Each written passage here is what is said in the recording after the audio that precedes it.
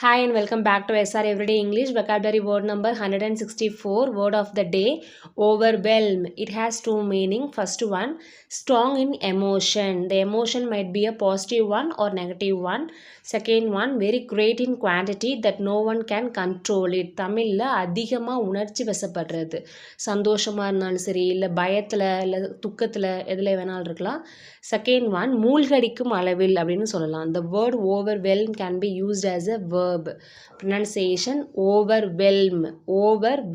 Let's see some examples. First one, semester தேர்வின் போது என் மகன் பயம் மற்றும் பதட்டத்தில் மூழ்கி இருந்தான். My son was overwhelmed with fear and anxiety during the semester exam. Second one, Vijayakanth மறைவின் போது திணறடிக்கும் அளவில் கூட்டம் திரண்டது. During Vijayakant's demise, an overwhelming crowd gathered.